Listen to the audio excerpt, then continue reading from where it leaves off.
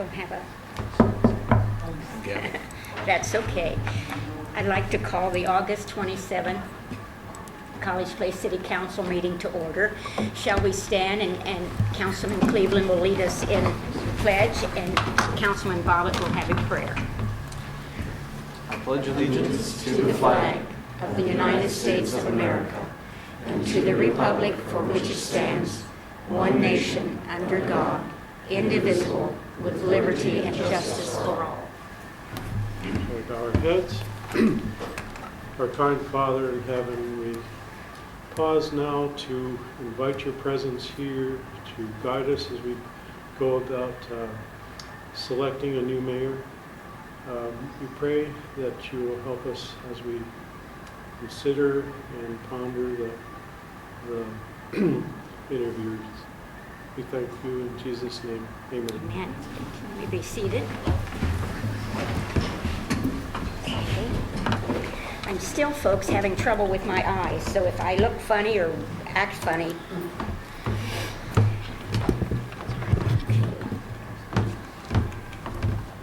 The consent agenda. Pardon me? Public comment first. Oh, okay. I'm sorry. Any public comments? If you have any public comments that's not on the agenda, come forward and state your name and address, please. Once again, any public comment, come forward, name and address. Seeing none. Okay. Now we can go ahead with the consent agenda. Is there a motion? I move approval of the consent agenda. I'll second. Second. All in favor, say aye. Against? Carried. Thank you very much. Thank you very much. Now, Lisa, Nysel will take over. Nysel. Nice. Thank you very much. I appreciate your help. It's okay. So we're going to begin the interview process, and we estimate each interview can last about 20 minutes. That's not set in stone, but that's gonna be our goal. Interviews are open to the public. Questions only by the 5 members of council who are not candidates. And we will do a random draw to determine the order. So, empty little bowl. All the candidates' names: John Kress, Ian Mark Griffith, Norma Hernandez, Dale Johnson, Heather Sherman, and Kenneth Louderback. So everybody's in there. We're going to ask our city attorney to draw. Be legal. Fun. All right. And I'm gonna make you announce the names then, so I don't mess it up. Kenneth Louderback, Kind of mix it up a little. Dale Johnson, Heather Sherman, John Kress, Norma Hernandez, and Mark Griffith, Ian Mark Griffith. That is the order. And at this time, I would ask our deputy, Desiree Cinnamon, to take all of the candidates into their room, and we'll let you know as soon as we're ready for Mr. Louderback.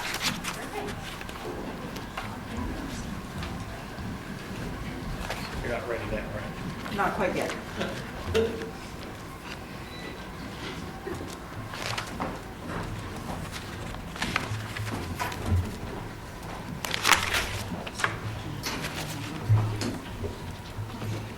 So just a couple things about the interview process. We have a questionnaire that's going to be handed out for each interview candidate. There's a list of questions. This is very similar to how we did the council position when we filled position number 7. And so there's, each question you have a name. March might need some assistance from Lauren with her questions. Yeah, I'll go with you because I can't see.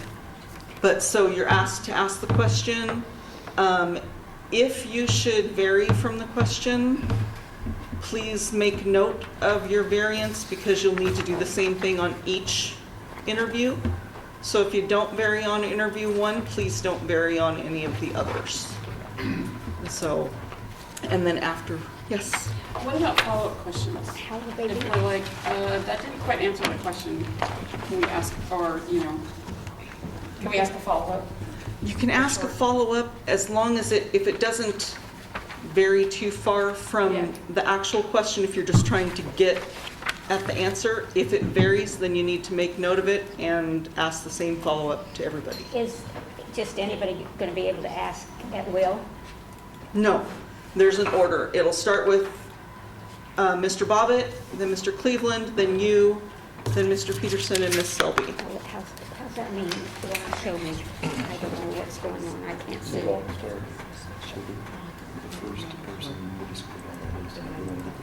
So this will be mine, the third one? And so they're not in any of the questions, but I just want to reminder with our follow-up questions and that sort of thing, you're not allowed to ask any questions related to age, sexual preference, race, marital family status, or religious affiliations or beliefs. Lauren, you had a So question? this is a guideline of questions we can ask. If we ask a question that's not on here, it must be asked of each candidate. Exactly. Right. These are the questions that that are planned to be asked. So if you're going to ask a question that's not on this list, then it needs to be asked of every single candidate. Okay, good, thank you. And it needs to not be one of the forbidden things. And it must not be one of the forbidden things, or I will instruct the person not to answer. If Ree doesn't beat me to it, or Sean. So is everybody ready for Mr. Lauterbach?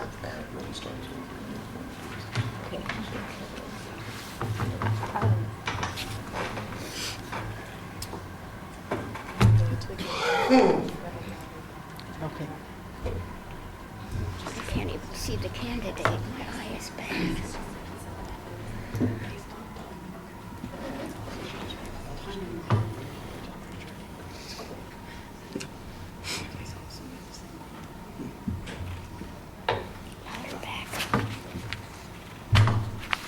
Ready?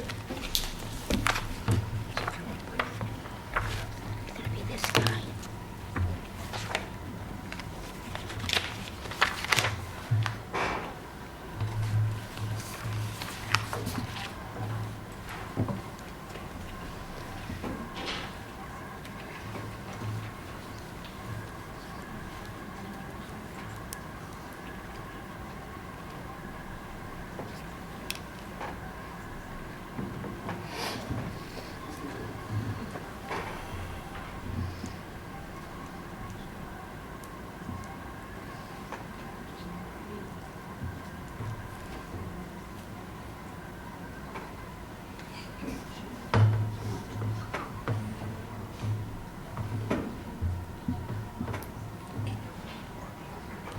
It's a terrible time. What is your understanding of the relationship of the mayor and the city administrator and the city staff? Okay, so that's mine. This is Kenneth Lauterbach. Hello. And he's Hello. currently a Welcome. planning commission member and real estate broker. Okay, it looks like I get to start off. All right. So the first question for you is, what do you see as the duty or responsibility of the mayor in relation to comprehensive plan and strategic plan? I believe that the mayor is the one who's, let's say, ultimately responsible to make sure it goes off.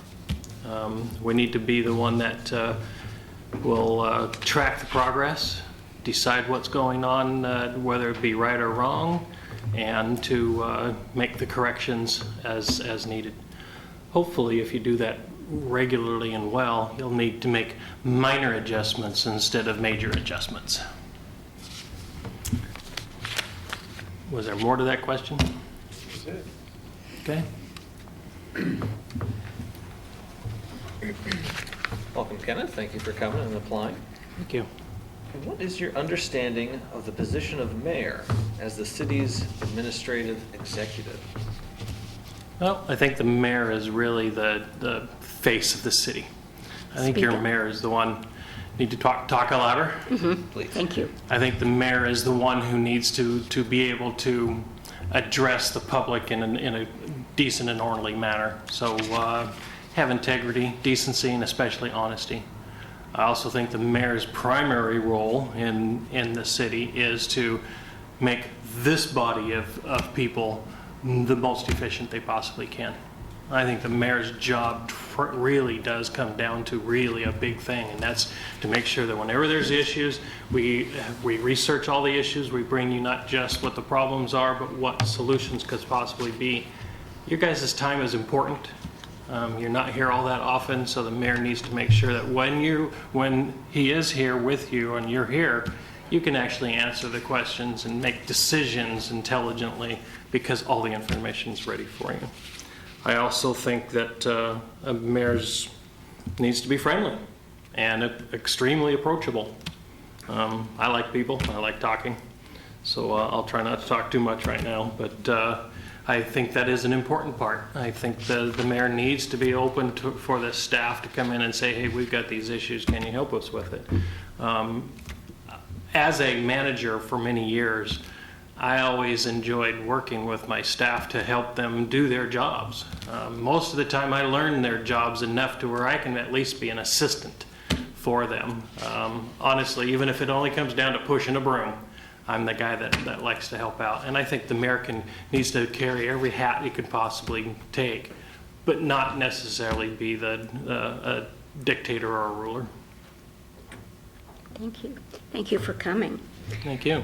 What is your understanding of the relationship of a mayor with the city administrator and the city staff? The relationship between the two?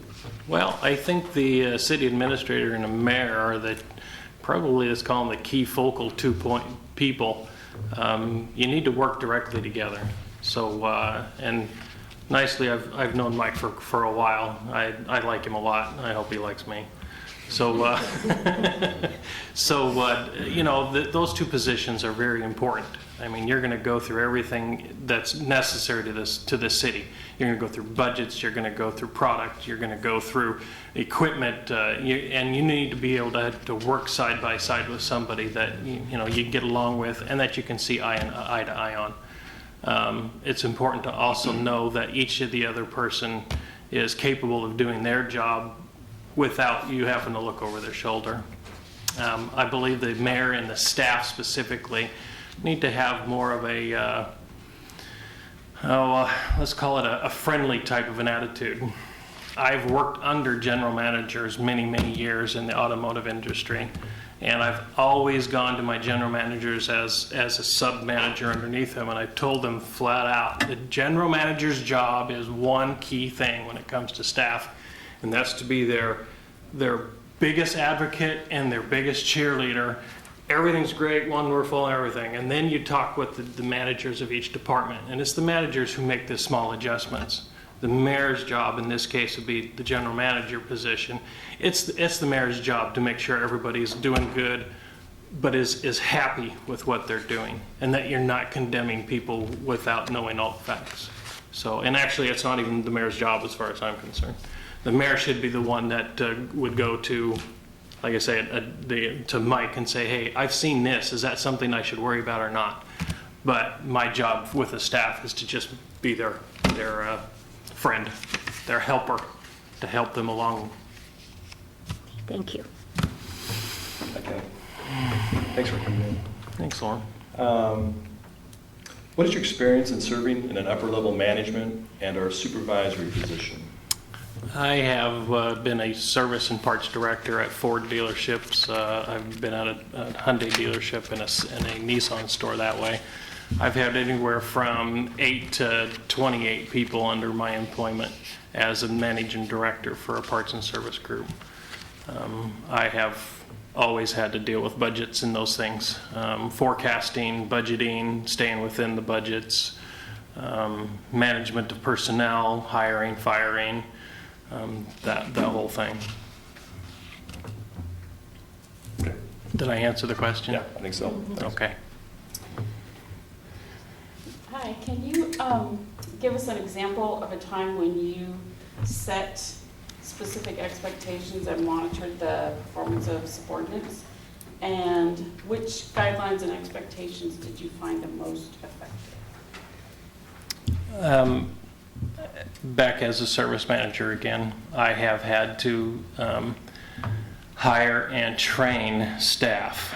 Multiple times you deal with different kinds of people, but you know, when I'm having to create a process, we create it together, and then what my job then is to make sure that they understand what it is.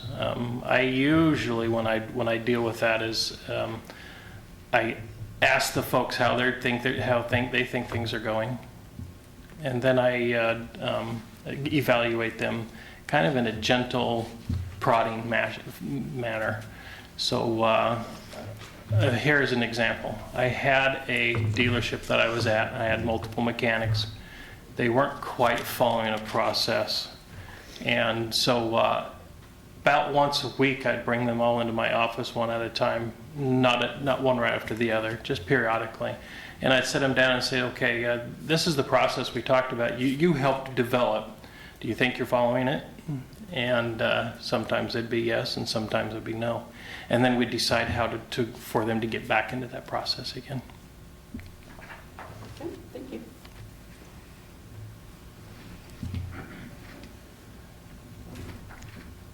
Please provide an example of a time you successfully organized a diverse group of people to accomplish a task. Okay. I hate to keep beating the same dead horse on the automotive, but I was there at a dealership for 23 years, so I had a lot of experience with that group of people. As a service and parts director, you're typically having the whole crew. So you have a parts department that in many cases is as diverse as you can get. The sales or the mechanics are typically just men, but they're still a diverse group of guys too. Usually my repair or my wash staff would be of minority status, not always, but the majority of them usually were. And we did work well together. And you're going to have to remind me of the rest of the question. Well, we just wanted an example when you successfully organized diversity. Okay. I went into a dealership in Spokane that many of the folks that worked in the parts and service department were so disillusioned with the way it had been managed and handled and even owned for that matter. And we got together and I talked to them and I says, okay, you understand here, guys, that this isn't just a job. This is actually your careers. This is how you make your livelihood and feed your family. So we have two choices. You can just walk away and not do the job, or we can come together and learn how to work together and make this a really good job. And they all chose to do just that. And we created a process that everybody could work with, where the mechanics could work with the parts better, where the wash staff could make sure everything's taken care of and get their stuff done better. And we worked together on it. And that's always been my goal as a manager, is to make sure that everybody has done their job with everybody else in mind. Just because you're a mechanic doesn't make you perfect. You have to realize that you need to ask questions to the parts department properly, otherwise you won't get proper parts. Don't just say that's a lousy parts guy when you're not even asking for the parts properly. So we create these processes that everybody's working together completely and thoroughly. So Interesting, at that same dealership, I actually hired a young lady to be my lube tech, which in the automotive industry is extremely rare. You don't see girls doing that kind of work very often. She's the best lube tech I've ever had. In 23 years of being in the business, I've never seen one more specific and detail oriented. She was awesome. I loved working with her. Thank you.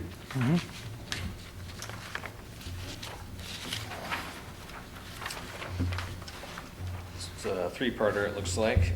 If you need any part of the question asked again, feel free to let me know. But Okay. please describe an ethical dilemma you faced in the workplace. How was it resolved? What was your role in the resolution? What, if anything, would you do differently if you were faced with the same issue again? I hate to admit it, but in the automotive industry, there's a lot of ethical dilemmas. One very specific one, I was a parts manager only at a Ford dealership in California, and I happened to notice a mechanic take parts off the parts counter, take them out to his toolbox, and put them in the bottom box of the toolbox. So my first thought was to realize this guy isn't even going to do the work. He's requested parts, and they've sold a job that he wasn't intending on doing. So I watched him, and he never did. He never actually did the work of the parts that he came and got. And it was about $180 service. So, it's not a little one. And I happened to mention it to the shop foreman, and the shop foreman got pretty upset about the whole thing to begin with. Kind of find out in the long run that this was the modus operandi of the owner. And this happened on a regular basis at this dealership. So how do you handle a moral dilemma when the guy on top isn't ever going to fix it? I apologized to the mechanic for accusing him of something that I couldn't then prove that he had done. I ate my crow with a smile on my face, and I walked back to my office. And you just have to deal with those things. I don't know how many more I can tell you, but I've had many instances similar to that where I've seen people do things, claim they've done them, and actually not work on them. As the manager over them, I get to deal with it, but and it's not that hard. Most of the time I just say, hey, I know you haven't done it, and guys fess up to it and we move on. But that was only one part of the three, right? So there are three parts. There's how is it resolved? Okay. What was your role in the resolution? What, if anything, would you have done differently if you were faced with the same, or what would you do differently if you were faced with the same issue? In that one that I mentioned, I wouldn't have done anything else different. I would always, and I have, and I hate to admit it, I've been relieved of my duties a couple of different times because I refuse to be that type of a person. At that dealership, as a matter of fact, about 4 months later, I was asked to leave. And for no real reason, but it really came down to the fact that I wasn't a team player. I don't steal, and I won't rip off my clients, and I won't be a party to it, no matter who's the one in charge. And so I have lost jobs because of how I feel about being moral to people around me. So, and in the automotive industry, it's rampant, and I hate to say it, but it just is. That's why I'm not in it anymore. I like being a realtor. It's just me and the client. I get to be as straight and honest as I possibly can with them, and then some. So I don't have to worry about moral dilemmas anymore. Is it? I think so, unless you have something to add. Nope. What do you know about the city budget process? Probably not a whole lot. I think the city budget process has to cover every single aspect of what goes on at the city, whether it be transportation, whether it be the police or the fire. And, I know it encompasses a whole lot. Obviously, I've never done one with you guys, so I couldn't answer that very specifically. Budgets are important. The budget really honestly needs to be met, and each year should be reevaluated. This city's budget, I do know that You know, you have a lot of fine line stuff, but you know, a city's not designed to make money. So you're not trying to create a revenue stream that increases every single year. So your budget needs to stay within what happened the previous year, and maybe do some forecasting. And forecasting could be very important for you. Obviously, there'll come a time maybe during the year where you have to back off because the revenue hasn't come in the way you expected, and so some cuts might have to be made. So, but that's just kind of typical budget stuff. I hate to say I didn't sit and read any of the budgets, so I couldn't tell you all the ins and outs of them. Thank you. My question kind of ties into the last one here. It's the wording is, anyway, what do you know about the reserve funds set aside by the city and what their purpose is? And I guess I'll ask each candidate, and perhaps what do you think the purpose should be for the reserve funds that are set aside by the city? Well, reserve funds, that in my budgets that I have worked before, reserve funds are for issues that come up that are unexpected. Broken equipment that you didn't expect. Obviously, you have a vehicle that all of a sudden blows an engine, and you got to have an engine put in. I mean, the reserve funds really are for these emergency needs, and for needs that you find out during the year that you really desperately need to do. So, and besides that, the reserve fund, any monies that come out of reserve fund need to be very careful be spent. You know, obviously because you're not expecting it. So don't botch it. You know, so. I have a follow-up. It's appropriate. We set up a percentage for reserve funds. There are times when we're trying to get the budget, and so we try to stick to this percentage, let's say 10, 20% of reserve fund. Okay. Would you stick to that and make budget cuts, or would you dip into the reserve fund? What would be your thoughts on that as we finalize the budget? You know, it really would depend on what kind of budget cuts you think you can make. Let's say we're 6 months into the process and we realize that one of the departments you've over budgeted on, then it's easy to shift some funds around. If you are, in that case, you wouldn't dip into the funds if necessary. If something happens in a specific department that goes way over their budget and it's a vital component, then I'm sorry, you need to dip into the reserve funds. Does that answer enough? Or? No. Okay. Thanks. Last question. Last question.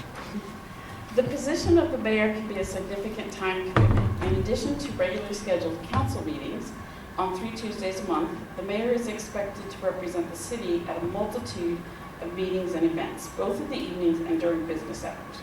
Are you able to make this commitment of your time? Yes, I am. Yeah. As a realtor, I don't know if anybody has ever done that before. I'm available 7 a.m. to 9 p.m., sometimes later, every day of the week. But Saturday, I am an Adventist, so I go to church. But I've taken real estate phone calls at 9 o'clock at night. I don't have a problem with that. I enjoy it. And when you enjoy something, it's easy to take the extra time.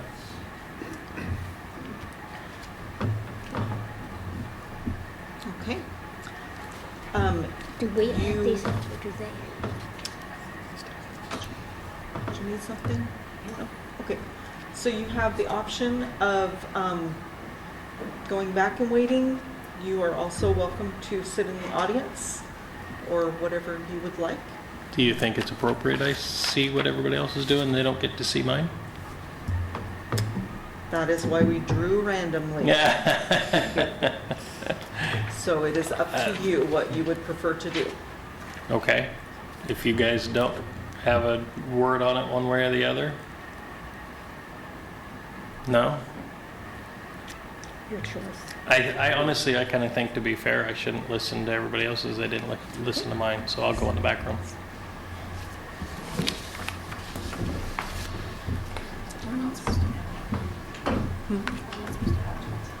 Do we add them up, or do you?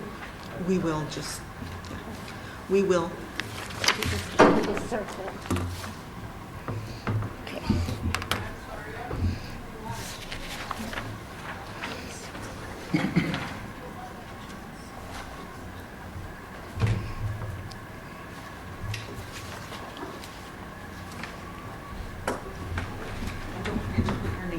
we have to put our name there? Yes.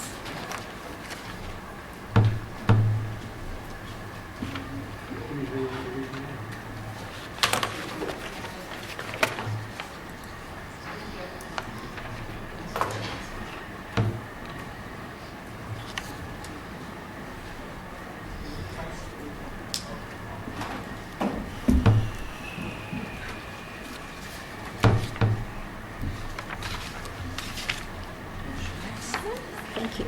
Same questions. Different person. Same order, right? Same order. Okay.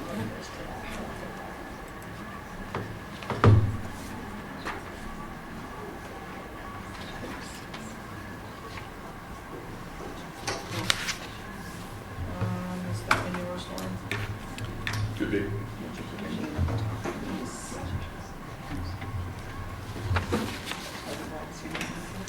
Can I have mine back for a second so I can write down the changes on it? You would see what your Yes. changes to the question.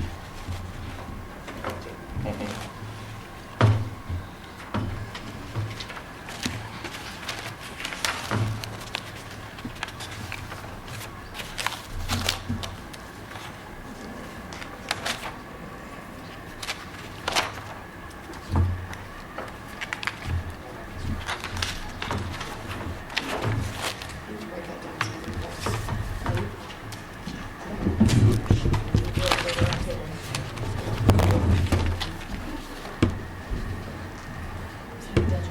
Yes.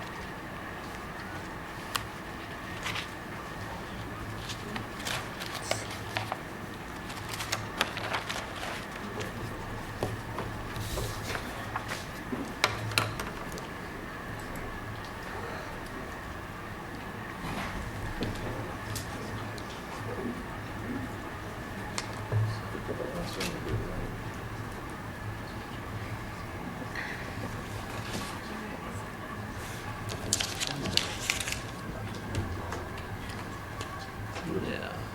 Yeah.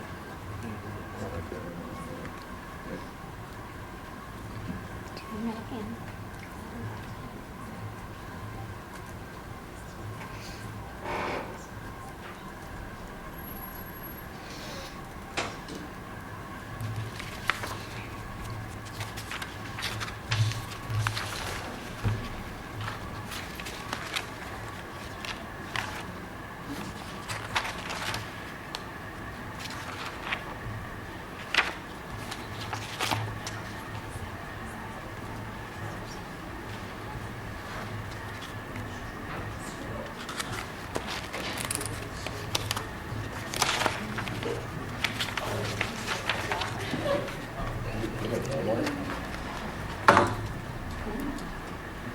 This is Mr. Dale Johnson. He is a retired educator, former university professor, director of guidance and counseling at a high school level, and associate residence dean, and much more. Welcome. Good evening, Dale. We get to start off with the questions. First question for tonight is, what do you see as the duty or responsibility of the mayor in relation to the comprehensive plan and strategic plan? Well, first of all, I'd like to thank you for the opportunity. And I'd like to thank you for being public servants. Because I think through your service, you make the community and College Place and the culture a better place to be. So thank you for that, 25 years.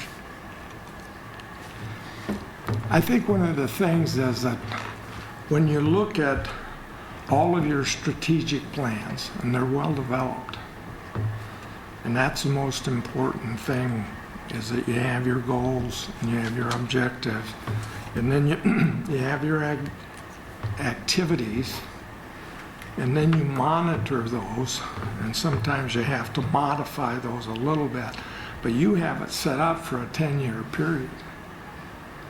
And in that, you have your infrastructure.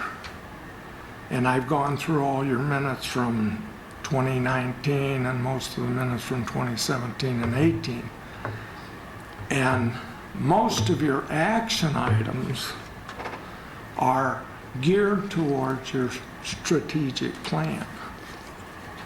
And when you're looking at the operation of a city, development, planning, and infrastructure are by far the most important things. You have to keep up the water system, the sewer system, the roads, sidewalks, everything.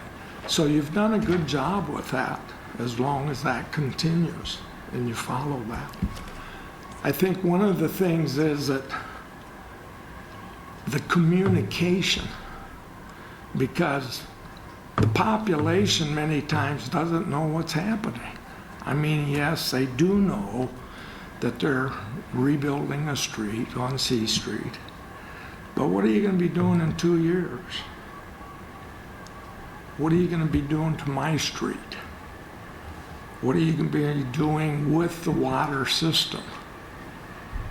And that planning has to be organized and structured so it continues right on through. It's the most important thing in operating a city.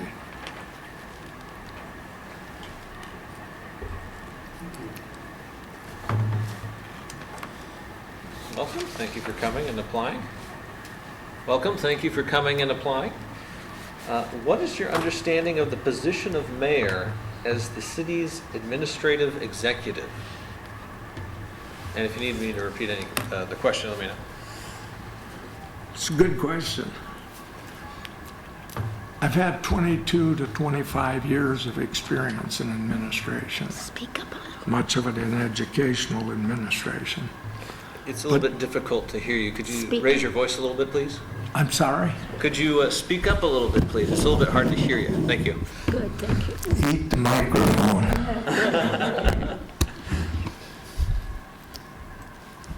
I've had 22 years of experience in administration, and I took 2 different credential courses at WSU in superintendent's credential and administrative credential.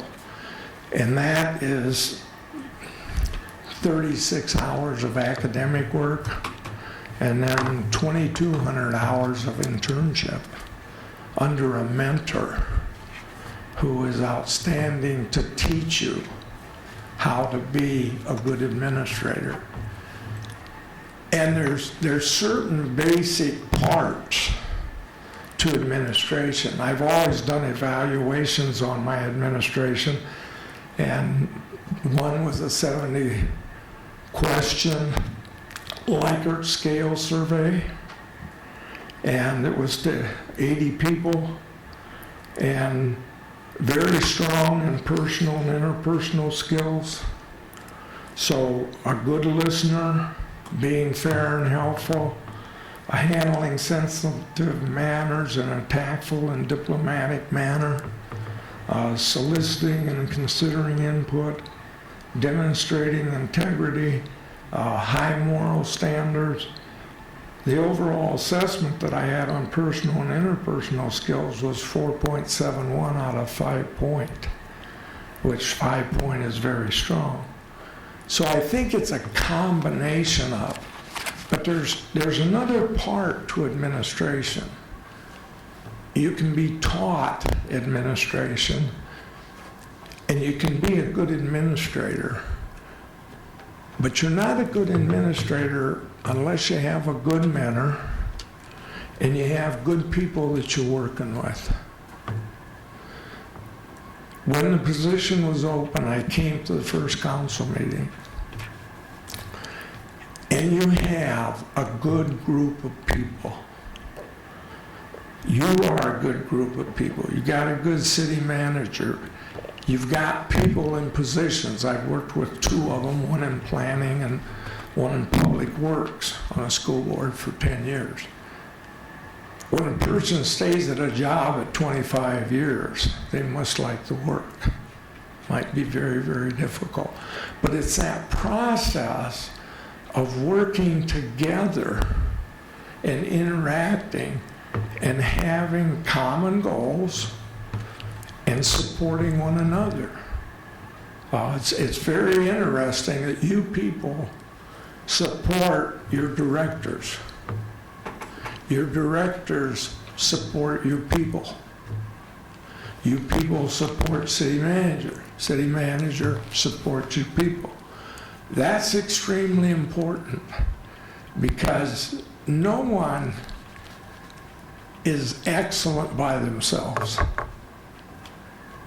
It just doesn't happen. You have to have that body of teamwork and working together to accomplish common goals. Thank you. Thank you. Welcome, thank you for coming. What is your understanding of the relationship of a mayor to the city administrator and the city staff? It's another good question. One of the things that I did in preparation for this is I got all the material that I could. When I first came here in 1976, I was on the city planning where Darcy Small was hired from Walla Walla County, and we set up the planning system for the city. In reading all of the codes, the administrative codes, Association for City Administrators, there are 10 different standards, and they go into quite a bit of detail. That working relation has to be open.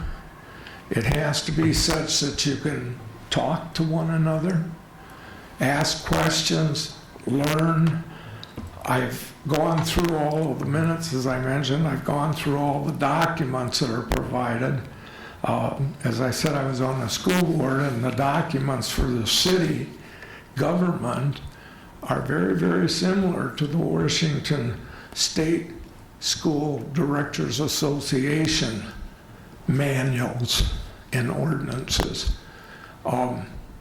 There are certain things that the city manager would concentrate on, because when you talk about standards, you're talking about books about this high. I mean, you can have 40,000 different standards. And the city attorney is going to have that area. I concentrated on the ones that deal with the mayor. And that's primarily the operational part. There's a very, very good section in there on ethics. And that's also the responsibility of everyone. Finance, yeah, you're aware of that, but there are expertise of individuals that are professional that help you. You ask questions, sure, but they have the answers much more than you do. You can't be knowledgeable or an expert on everything. It's just nigh impossible. So I think you concentrate. I think you interact with other people. First thing I would do is talk to the individuals that are on the city council. How many mayors have you seen in 25 years? What makes a good mayor? I talked to an individual that had been on the city council for 31 years, interviewed him. What makes a good mayor? And we come down to about 5 different components. And I certainly would talk to and listen to city manager, the attorney, and the citizens. Thank you. Thank you, Dale, for being here this evening. What is your experience in serving in an upper level management and/or supervisory position? Well, I'll go back to the evaluation again.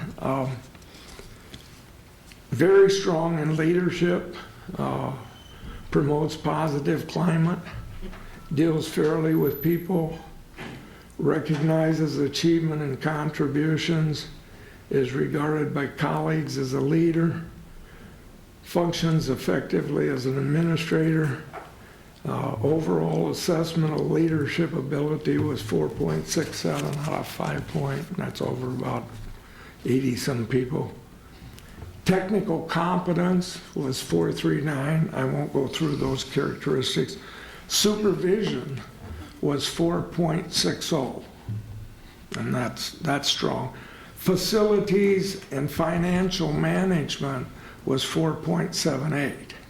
Again, very strong. But that's having somebody that's an expert that you can work with, and they can make sure that everything is in order. I think that's extremely important.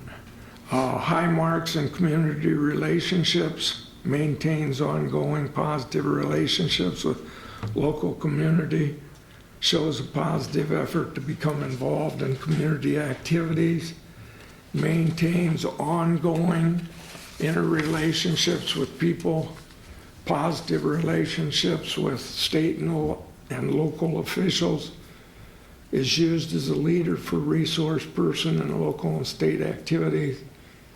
Overall assessment for community relations was 4.85 out of 5.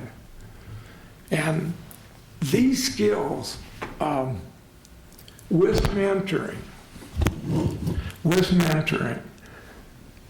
definitely correlate to a mayor's position in College Place. You well know that success comes from working together. And I would be pleased to be taught by people and help to be the best that I could be.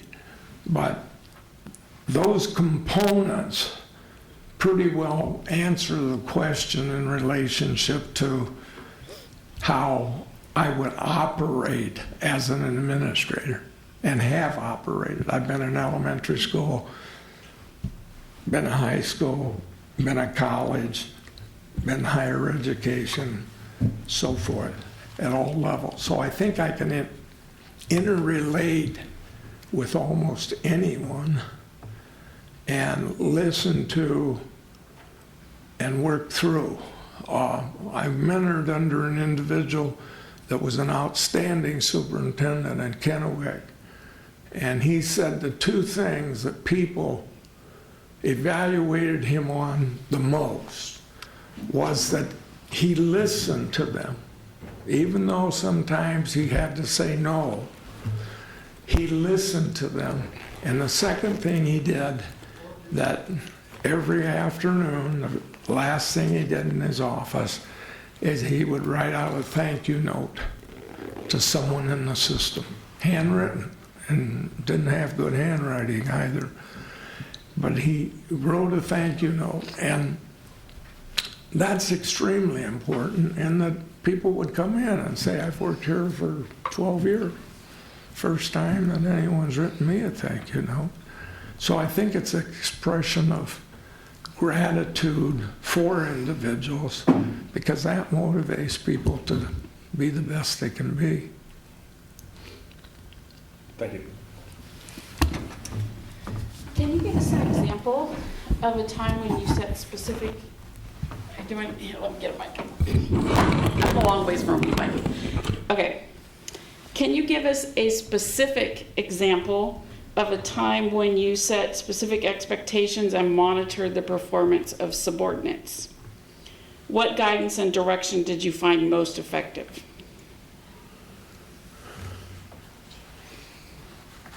As an educational leader, there are state requirements. And for beginning teachers, you have to set it up, and they have to be evaluated early and continuously and so forth. You have an evaluation form that you follow. And you have certain times in which you have to do it.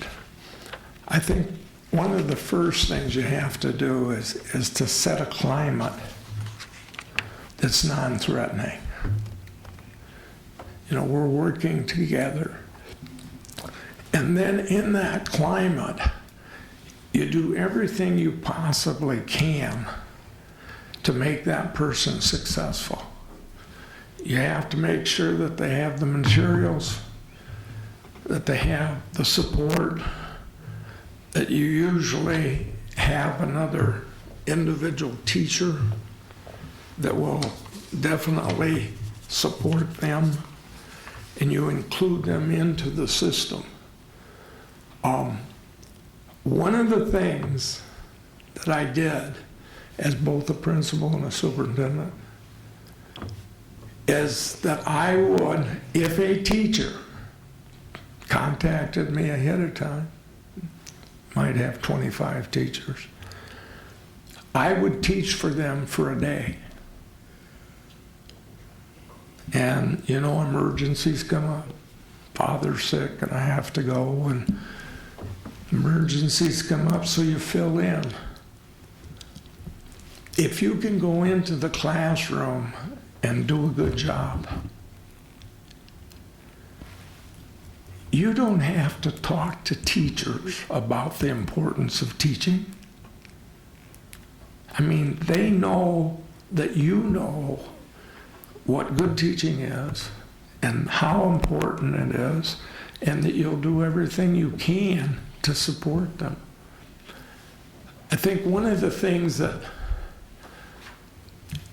you have to do is to continually have professional development. And you have that in your strategic plan. I mean, even though you've been a teacher or any kind of a person, business person, accountant, whatever, you have to keep up what has happened currently and professionally in your field, because things are changing. Every year, state laws change.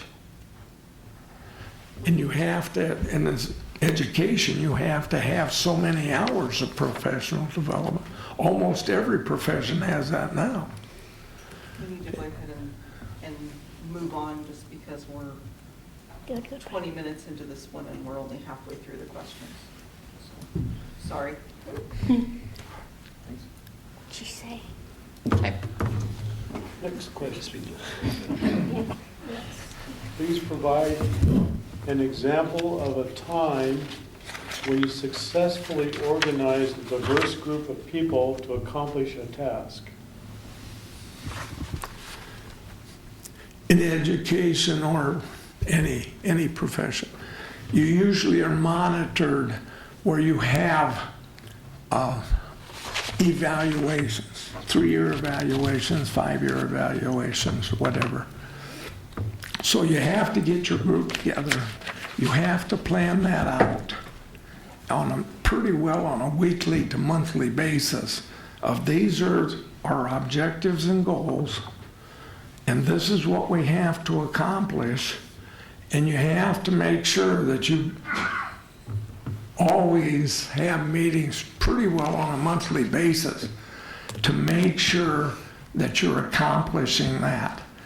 And you have groups, and people are responsible, and people are delegated responsibilities, and a group of 5 work together, and then they report to the entire group.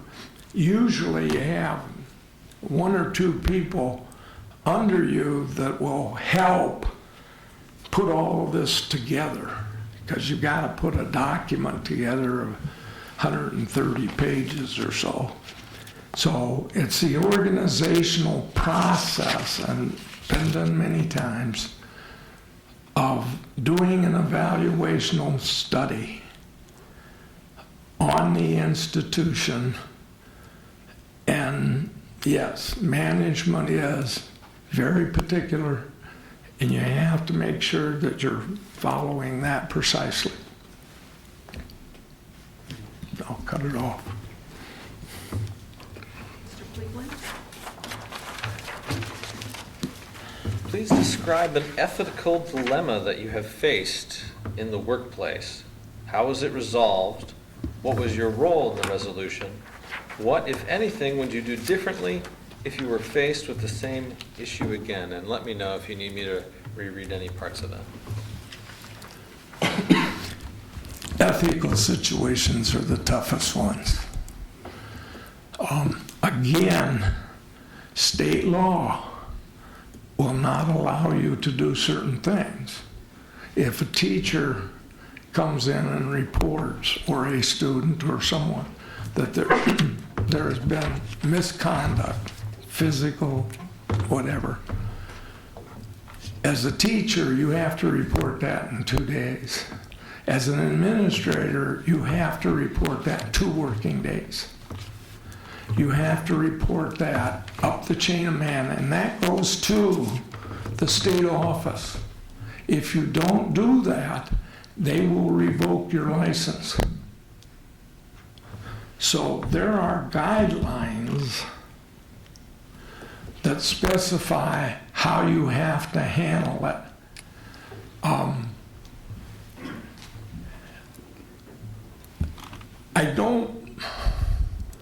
The one thing you do, you always have an attorney around that will give you advice as to how you should follow.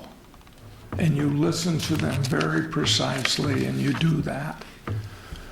I can't think of times that I would have definitely changed things, except maybe one of the things is that whenever a new law comes into effect, FEMA came in the early 1990s, sexual abuse came in 1990s in schools.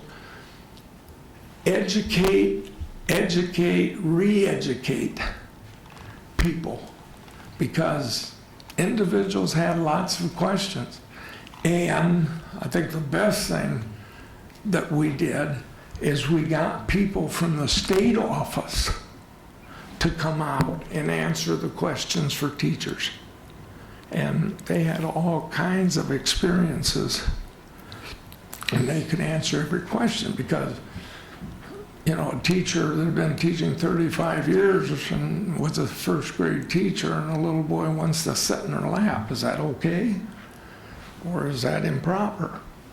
And the professionals can do more than you can do.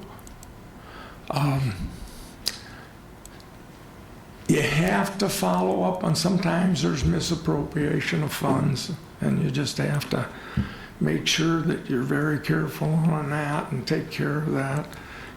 As much as possible, keep it private. Don't publicize it. As much as possible, try to maintain the person's dignity. Thank you. Mark?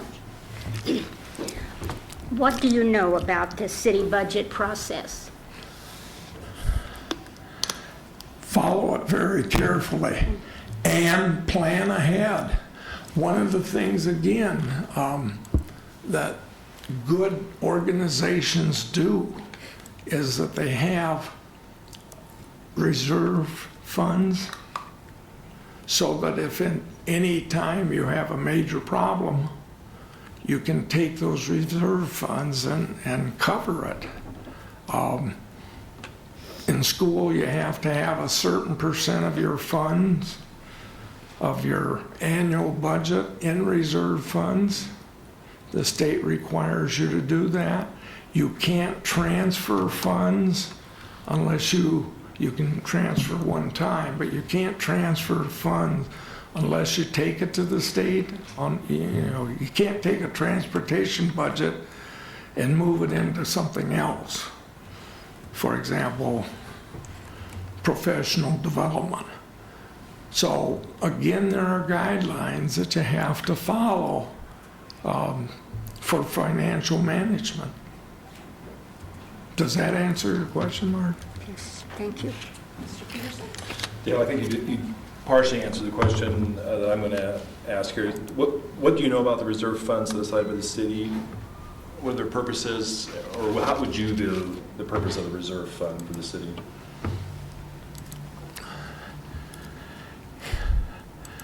Advice that I've gotten from individuals when they knew that I was doing this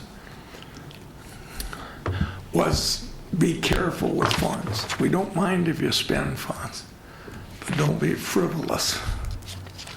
And make sure that we understand that there's a need for those expenditures. And if you have to use reserve funds, you do it, and you do it very carefully. If you can do it sequentially, that's great. If you can't, sometimes you have to, but you spend it all at one time or 2 times. But you have to communicate with people why you are doing it. And you've got to make sure that it's ethical. I mean, again, it's very precise. Thanks. Sylvie, last question. Well, I'm shortening my answers. This one you should have a short answer. The position of mayor can be a significant time commitment. In addition to regularly scheduled council meetings on 3 Tuesdays a month, the mayor is expected to represent the city at a multitude of meetings and events, both in the evenings and during business hours. Are you able to make this commitment of your time? Definitely. I'm not employed part-time or full-time. I don't have any major family responsibilities other than pleasing my wife. I would resign from the volunteer positions that I presently have. I've been very active in many different things, school board, Christian Aid Center, hospice, so forth. And I would devote the time and dedicate the experience to going well beyond what the requirements are. City manager told me that he bicycles on the weekends in order to make communique with people. Well, the last 3 weeks I've gone to the 4 major churches in College Place to interact with people. I would go to College Place School District Board meetings if they invited me. I love sports. I would go to high school athletic events. I've gone to almost all of the meetings, the one in government, the one in parks, city council. I've gone to the farmers market. I've gone to the Independence Day. I went to the local Sunday night program this last week. So I would be very, very involved in many, many different types of things. I would always check with the attorney again, the city manager again, and the city council to make sure that what I was doing was acceptable. Thank you. Thank you. Okay. All right. So you have the option of staying here in the audience or going back into the room, whichever you prefer. Thank you for your time. And Thank you for your time and your dedication.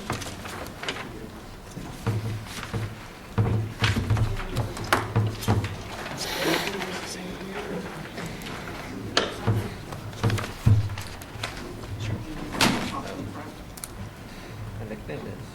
that works for me. I know your nickname. Very good.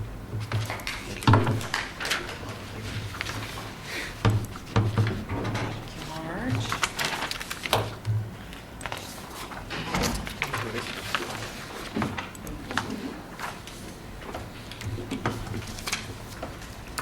And I wrote down one question, changes on something else.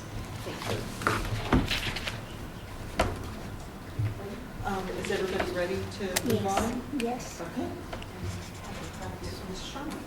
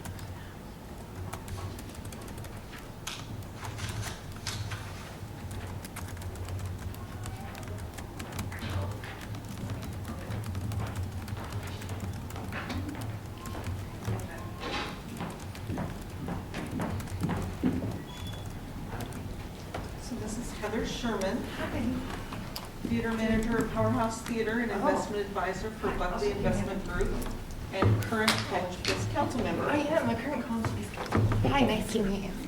Good to meet you. Hi. Glad to see you. Thank you. Nice to meet you. What did you say your name was? Heather. Yeah, it's an odd name. All right, Heather, I get to start us off. Okay, hold on. Let me open my water. Okay. Ready? I'm ready. You What know, do you see as the duty or responsibility of the mayor in relation to the comprehensive plan and strategic plan? guide the ship. Well, the staff is gonna, or we've created the strategic plan, a comprehensive plan, along with Bring it closer. staff input, community input, and I think the mayor's role is to just keep everybody headed in that direction.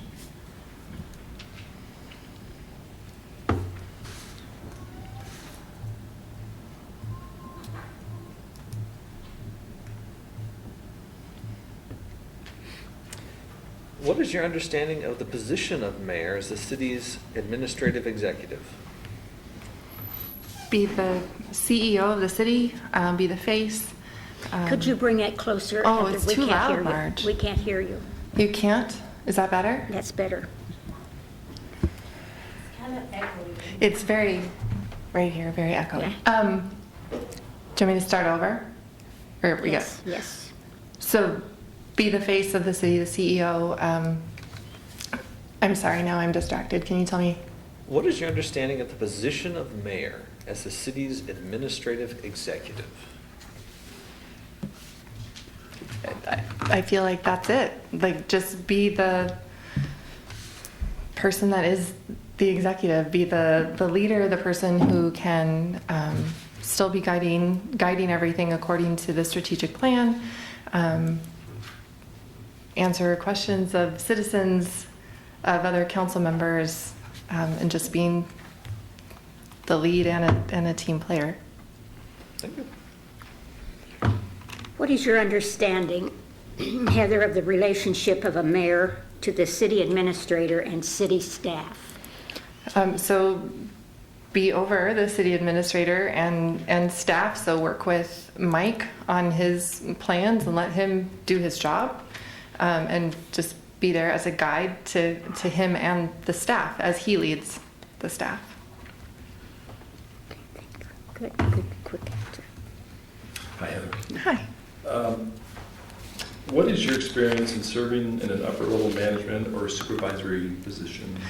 So I'm currently the manager of the Powerhouse Theater. So I am over the staff there. So we have multiple events, a lot of different renters using the facility, performers and people throughout. So I've done that for 4 years. That's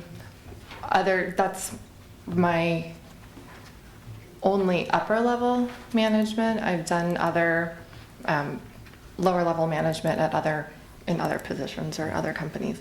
That's the upper. Okay. Thank you. Mm-hmm. Can you give us an example of a time when you set specific expectations and monitored the performance of a subordinate? And what guidance and direction did you find the most effective? I can repeat that if you need me to.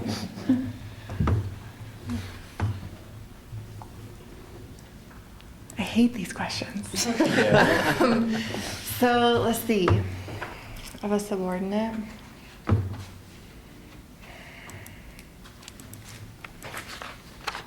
I feel like it's a cop-out to just say that I always work with good people. So, yeah, say it again.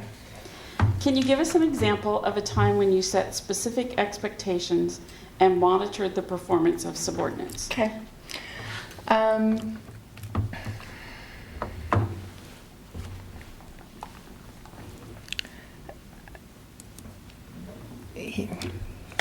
Had subordinates. What? I said you may not have had some subordinates. I've had subordinates, and I'm just like drawing a blank right now on what would be a good example of that. I mean, I'm sorry. I'm like totally drawing a blank. I know I'm like, well, what do I do for my job? Any sort of anything, show up, come to work. Can we come back to that? Can I keep thinking about that? Lisa's the expert. Sure. Yeah, I'm sorry. Okay.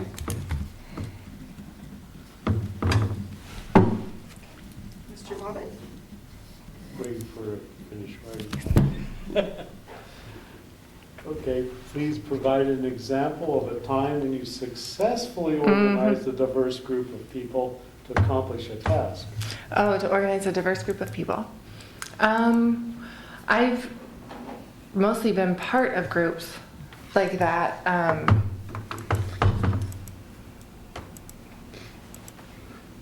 To organize a group, you guys are killing me. To organize a group, a diverse group, so that would be subcommittees.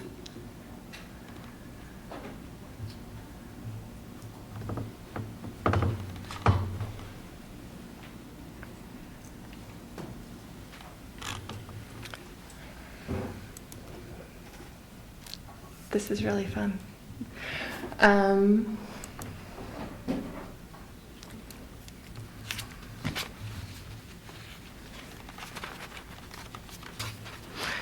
I think I was a member of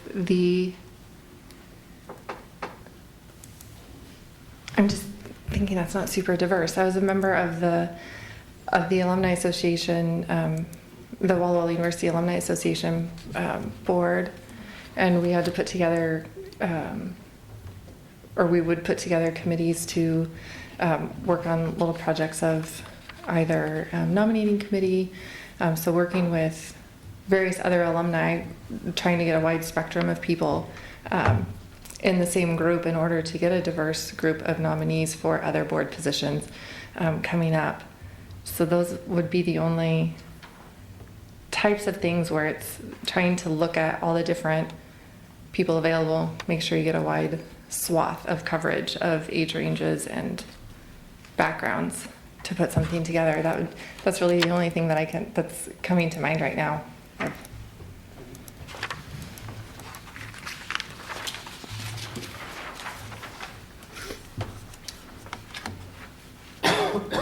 Please describe an ethical dilemma you have faced in the workplace. How was it resolved? What was your role in the resolution? What, if anything, would you do differently if you were faced with the same issue again? And if you need me to repeat any part of the question or all of it, let me know. Ethical dilemma. I had one recently where I had a staff member speaking negatively about other staff members in front of a wide group of people.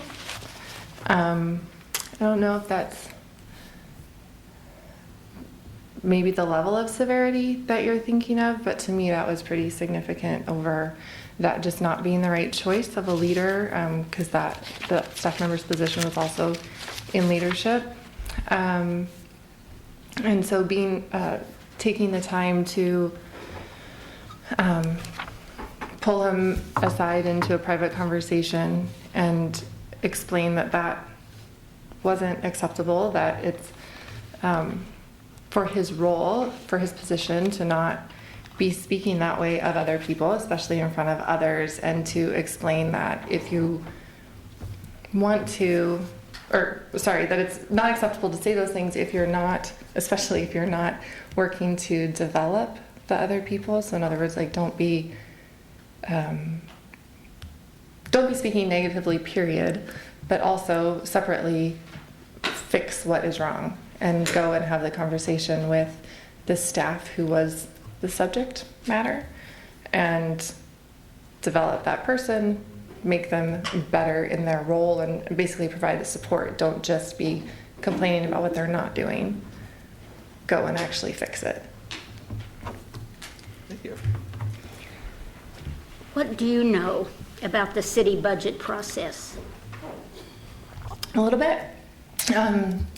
So I've been a member of council for just over 4 years, been through the process 4 times.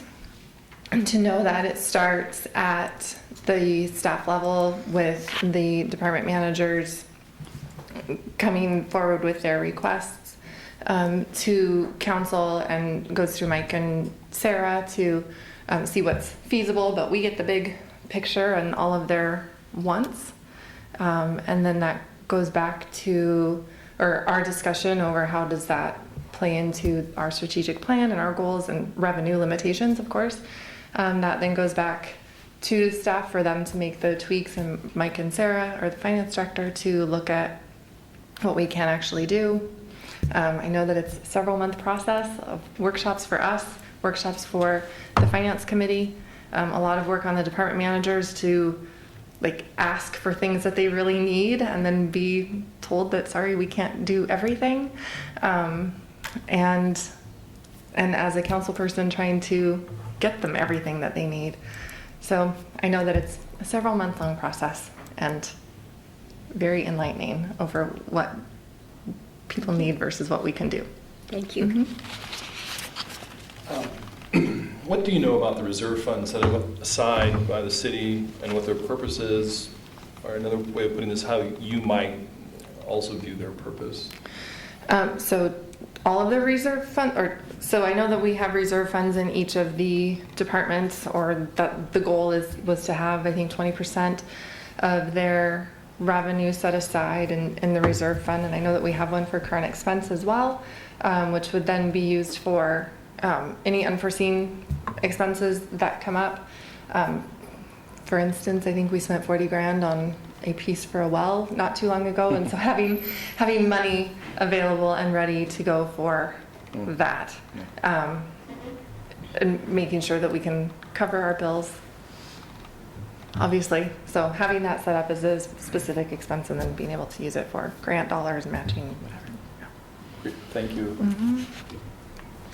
last question. Really? Yeah. That's good news. Until I go back to my other one. Yeah, let me ask you this one first. Okay. The position of mayor can be a significant time commitment. In addition to regularly scheduled council meetings on 3 Tuesdays a month, the mayor is expected to represent the city at a multitude of meetings and events, both in the evenings and during business hours. Are you able to make this commitment of your time? Yes, I have been doing it already.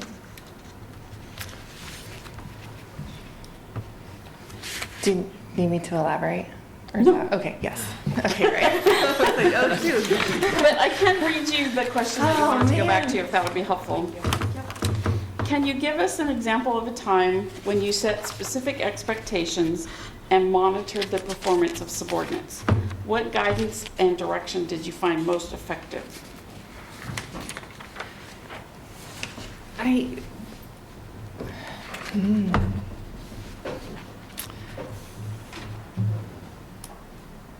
So I think I actually have, I have a bookkeeping company as well, and it's super, super small, so it's not listed. And I have an employee there, and so for her, getting her started a couple of years ago, getting her up to speed on what my expectation is as far as her role for helping me with smaller tasks. And then, so my job obviously was to explain my expectations of how I wanted her to do her job, which was doing more just a lot of data entry. For me then reviewing it and going back and talking to her about things that I would like her to do differently, or appreciate her for the things that she's doing well. That's been, I think, the main thing, and over the 2 years, it's been fun, or 3 years that I've had her, it's been great to kind of see her learn what I need from her, see those expectations, and for her to achieve them. It's been cool. Thank you. You're welcome. You are welcome to stay or go back into the other room. Okay. Your choice.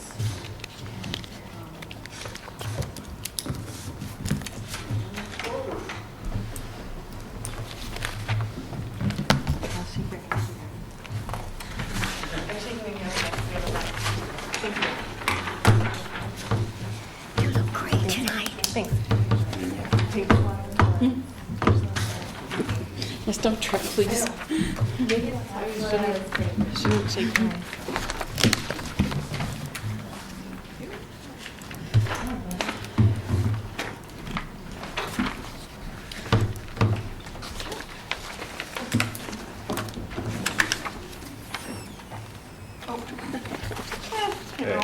You don't get on for this one.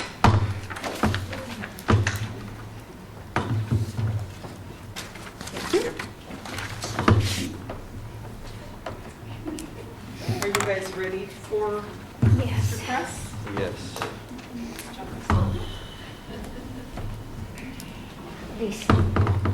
They need to be reminded to keep their answers short.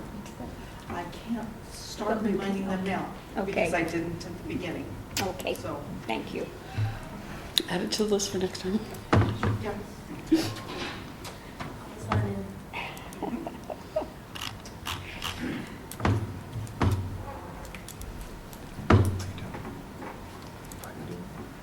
Could we make a comment about how much time we budgeted, but they may go past that? No? We'll survive. Yeah. We're not that important.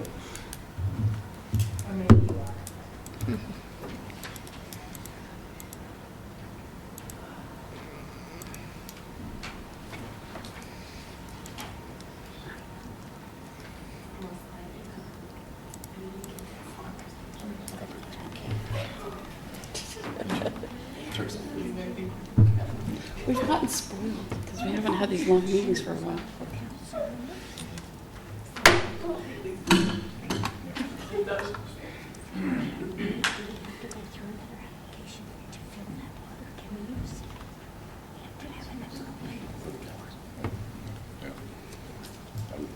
I think so too. I think so too. Get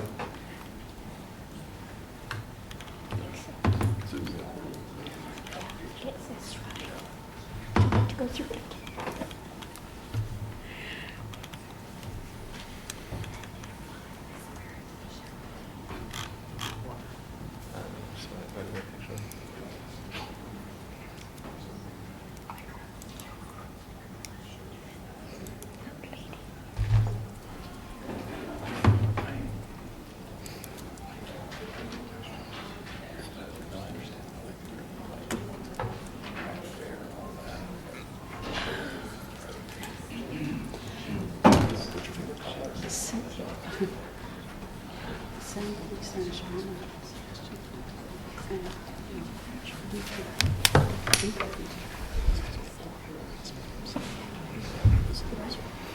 Welcome.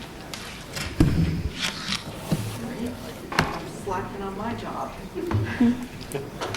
This is John Kress, current Vice President part-time of Thompson Associates Charitable Estate Planning for supporters of nonprofit partners, and previously Executive Director of Walla Walla General Hospital Foundation. Welcome. Thank you. We will start off with Mr. John. Good evening, John. Hi, Jerry. What do you see as the duty or responsibility of the mayor in relation to the comprehensive plan and strategic plan? I see the mayor as an inspirational force, a cheerleader, a coordinator of goodwill, and a salesperson in the community, and a coach for the team.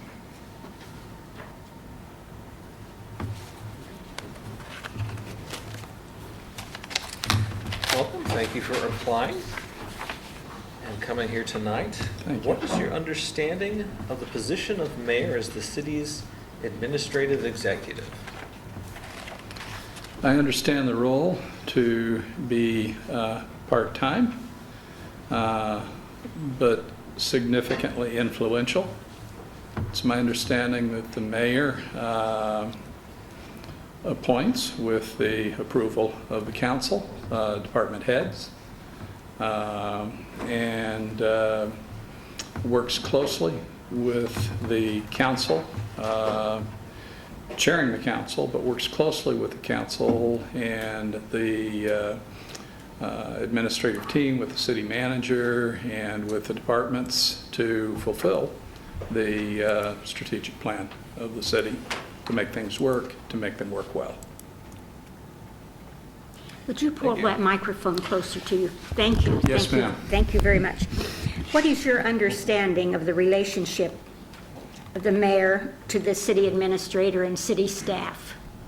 Very fraught with no. In the past, I've perceived it to be a close and good working relationship. The city manager, I have been privileged to have known Mayor Crowder and City Manager Rizzatello, and appreciate them both, and have observed from a bit of a distance that they work together well. The City Manager, from everything I can see, does the heavy lifting in terms of the operations of the city, and has been very effective in that role. And the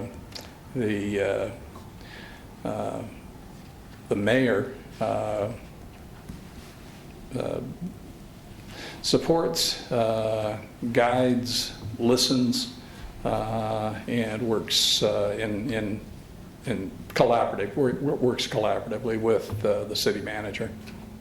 Thank you. Hi, John. Hey, Lauren. What is your experience in serving in an upper level management and/or supervisory position? I will say this, that leadership and management are in my DNA. It's what I've committed myself to doing by way of educational pursuits and by way of career. pretty much entirely in the nonprofit sector. But I believe strongly that good organizations don't just happen. They happen as a result of thoughtful excellence in leadership. And that has been my mission throughout my career. So I have served in leadership roles in the church. I have served in leadership roles on the university campus as a vice president, as a department director, and on the leadership team at Walla Walla General. I knew a guy that looked just like you over there as part of the leadership team there. So both by way of passion and commitment and education, I have focused my life mission on leadership of good organizations. Thanks, John. Can you give us an example of a time when you set specific expectations and monitored the performance of subordinates? What guidance and direction did you find most effective? Well, one example would be that I think of right offhand, and I think I got pretty good at this when I headed up the chaplain's office and office of spiritual mission at Walla Walla, what's now Walla Walla University, back in the Walla Walla College days. It was interesting because I had 100% turnover every year, and my leaders, and I was just privileged to spend part of Saturday with two of those. Over in Seattle, I was there for the promotion of a guy who is a brand new lieutenant commander in the Navy as a Navy chaplain. He was my assistant chaplain as a student, and he invited me over to share that day, and we're very proud of what he did. One of the other guys that I ran into came through the college a few years before, and he was a campus leader. I used to tell my campus leaders that my job as chaplain is sort of like the person they put on the line of a football team, the offensive line. I'm going to try to make some holes in the red tape and the bureaucracy, and you guys run hard and score touchdowns. And they'd grin and go do it. So I have seen throughout my career and have tailored my leadership style to be one of strength-based, empowering, and motivating the people who work with me and for me to be innovative and to achieve excellence. And it was fun with those guys because they had 9 months to get up and running, and most of them did it right away. They were very energetic. So that's one example. Thank you. Please provide an example of a time when you successfully organized a diverse group of people to accomplish a task.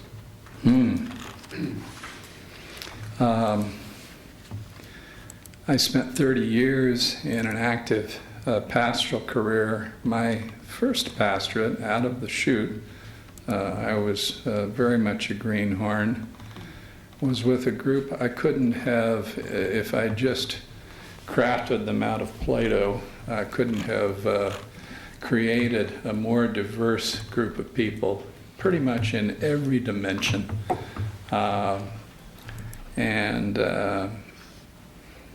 I worked with that group to help them achieve some shared goals. There weren't many of those. It seemed like they were going hither and yon. I survived that.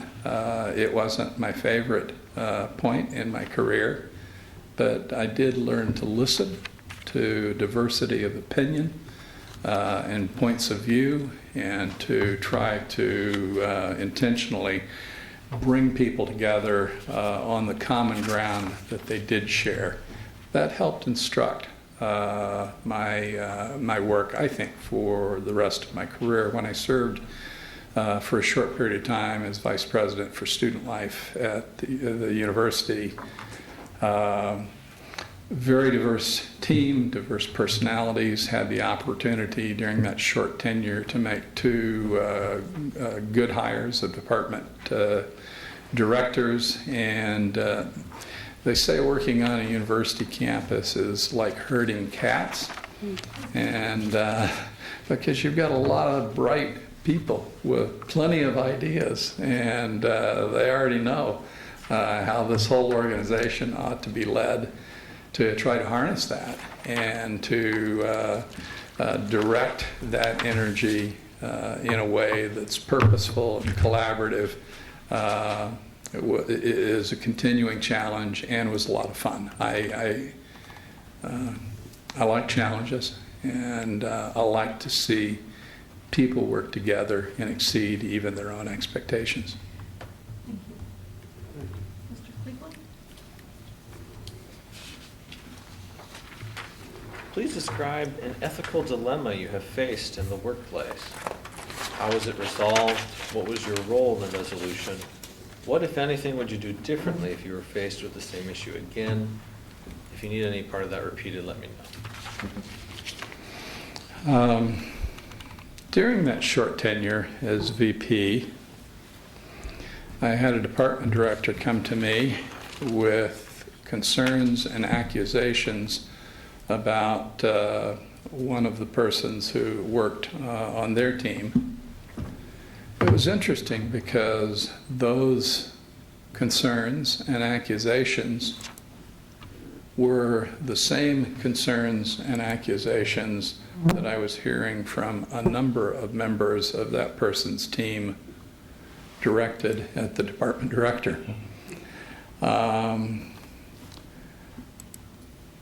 Being new in that particular role and understanding before I ever accepted the job that it was short-term interim.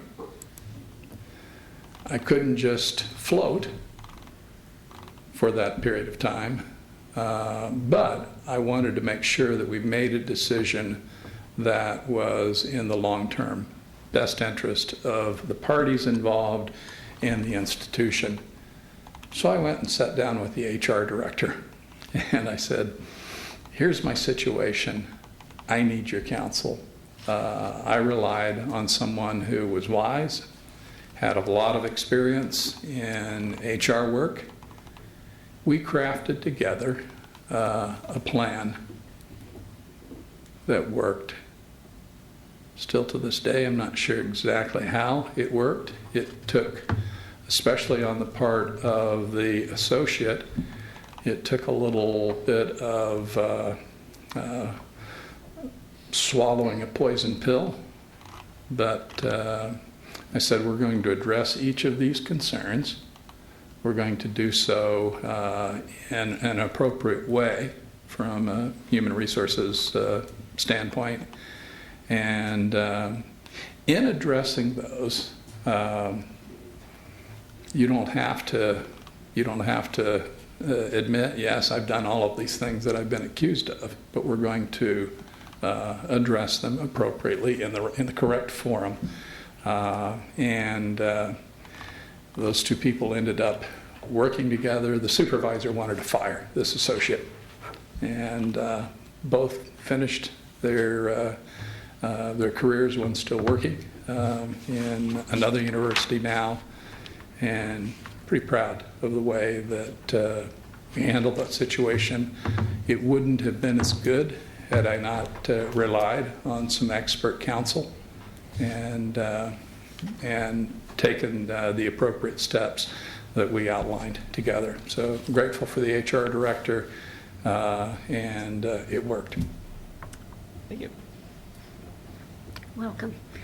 What do you know about the city budget process? I know it's pretty complex. I know that the city manager and the finance director work on a number of those details. The budget process is a public process, and this body has the final say on establishing that budget, and then the city works hard to live within that budget, and the tension of fulfilling the strategic plan for the city and doing it within a budget. That tension will always be there, is the job that the team works collaboratively to achieve. Thank you. John, next question here. What do you know about the reserve funds set aside by the city and what their purpose is? Or another way of saying it is, how might you also view the purpose of these reserve funds? I think they're terribly important. I'm glad to see in my conversation with the city manager, my understanding is it hasn't always been that way in the city of College Place. I think that puts this city, in the absence of that fund, at significant peril. I'm glad to see that we have found, through I think some careful, good budgeting and seeking some revenue sources outside of just, let's raise taxes again, to help do that. I've been privileged to know every mayor for the last 35 years since I moved to town. One of them used to play basketball in my driveway with my daughters as they were growing up. The other one lived 2 houses over from me. I have high regard for the people who have served in this role, probably none higher than the one who just resigned to move to the Tri-Cities, whose name we won't mention here. Thanks, John. Last question. The position of mayor can be a significant time commitment.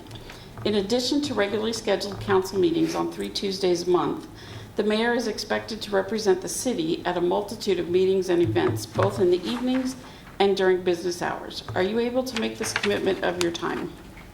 Yes, I am. I am partly retired. I have the blessing of flexibility in my schedule. I met with the city manager when I contemplated submitting my application, and then I took Mayor Crowder to breakfast, and I picked their brains and I said, tell me what this entails. And that's before I had submitted my application. So based on their descriptions of what it takes to be mayor, I went ahead and then presented my application for consideration. Thank you. Thank you. You are welcome to either sit in the audience for the remainder or go back into the other room, whatever your preference is. Thank you. And thank you, council. Thank you for Thanks, your John. time.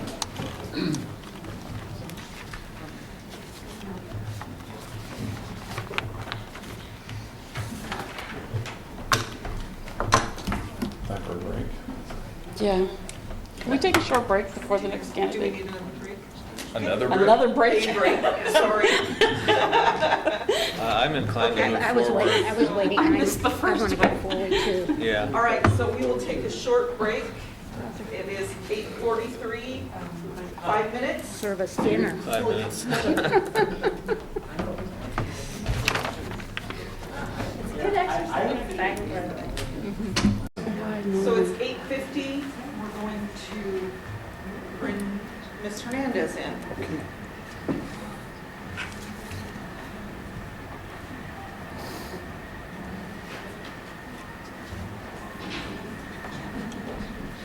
Boy, it's really, really difficult when you're so used to your eyes when you can't use them. Oh my goodness. You don't. I told you Jonas would bleed. This one's gone almost. It's started to bleed. Looks good. But it's good. And then in 2 more weeks, they're going to puncture it again. They stick a needle right in the middle of the eyeball. Yeah, I hate when that happens. Yes. I'll tell you, I always pray with the doctor before he does it. He's now gotten used to reaching out my hand. He's going to say a prayer, and I say, yes. No pressure. Yes, I'm going to say a prayer when you puncture my eye. You know, if I'm glad it's, Uh-huh. Yeah, it's getting, it is, but it's blurry.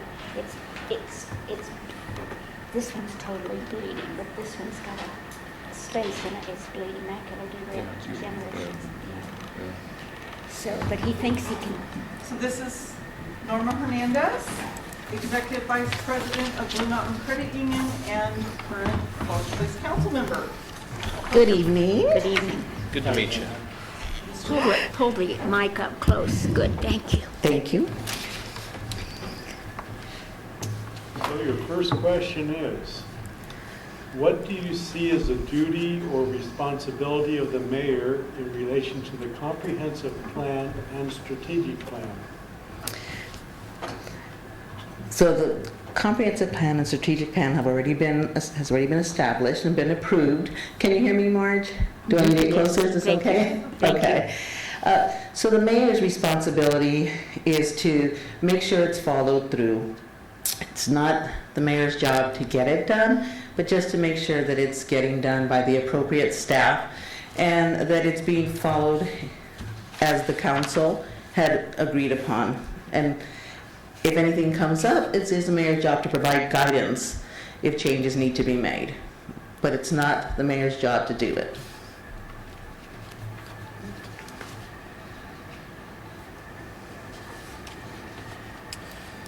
Welcome, thank you for applying and coming here tonight.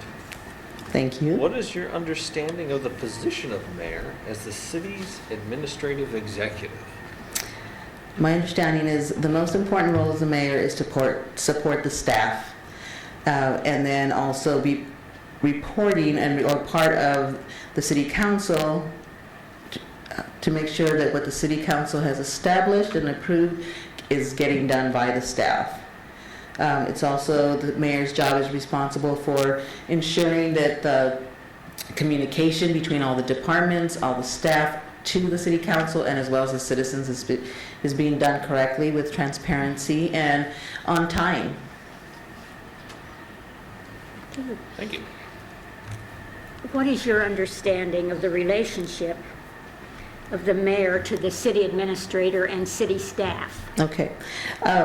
The mayor is a partner with the city administrator and with the staff. The mayor's job is to provide guidance and support, but the city administrator is the one that needs to work with the rest of the staff. The city administrator is responsible for the staff, but the mayor's responsibility is to provide that guidance and direction as needed with the mayor. Mayor's job is not to do the work. It's just to provide the guidance and ensure that everything that the city council has laid out is being done appropriately. Thank you. good evening, Norma. Good evening. What is your experience in serving an upper level management and or supervisory position? Okay. I have in my career has expended 20 years in the financial and nonprofit industries, and I have been a CEO, director, a chief executive officer, chief operations officer, and executive vice president. On a community side, I've also been chair of a board, and I am board member on the numerous boards. So as CEO, I have managed a staff of up to 17. As COO and executive director, I have managed staff from 10 to 6, or 6 to 10. Thank you. Mm-hmm. Can you give us an example of a time when you set specific expectations and monitored the performance of subordinates? What guidance and direction did you find most appropriate? Okay. So Most effective. Okay. Sorry, I read it wrong. In 2008, I was CEO of a credit union, in Seattle. And I just, along with the board, we decided that we were changing the direction of the credit union that we had. It was a traditional credit union, and we decided it was, I wanted to really do a mission-focused credit union, and so we completely changed the reason the credit union was existing and who we were going to serve and how we were going to serve them. So part of that was having to get the staff on board to help them understand what a mission service is rather than just an operational service. So with that, I had to provide an education on why the mission was important of serving low income. That's what the credit union was about, was serving low income and women who were unbanked and immigrants. And so my method was first explaining the need, what's out there, making sure I have the proper data and all the facts together, providing it to the staff so that they can feel that excitement and they can see the vision of why it needs to be done and where it's going to be going. Most effective method is, first of all, by being in there with them, making sure that I understood what was going on, where we needed to go, have those facts. Again, have all the appropriate information. It's not good to just have anecdotes. You really got to show them why it needs to be done and what's going to be the end result when it's there. And then getting out of their way. Once they bought and the passion was there and the excitement, they were professionals. They knew their job. They knew how to get it done, and no one knew better how to serve it than them. So my job then, most effective, was while I'm there for guidance, I got out of their way and let them do it the best way they knew how, because that would be the most successful way, because it didn't have to be my way. It had to be their way with their passion and their vision. Thank you.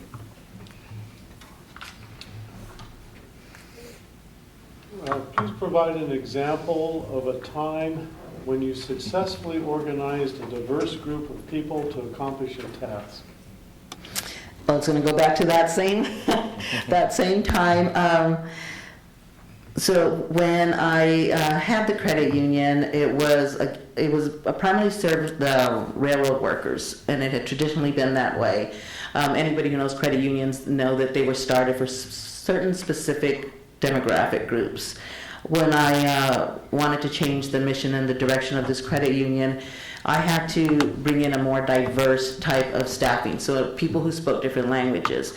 Because when you're serving the low income and you're serving the unbanked, they're not all English speaker, primary English speakers. So I had to hire and train and integrate people who come from different cultures, different religions, different backgrounds, different upbringings, and even different countries, to bring them all together for one shared mission, one shared understanding, to cooperate, collaborate, and to share the same excitement and vision and dream. So I think helping people understand how in my world, it was the financial world at that, how finances impact everyone's lives in different ways, but in the American banking system, and what best way to make sure it works and fits each individual family so that they find that resiliency.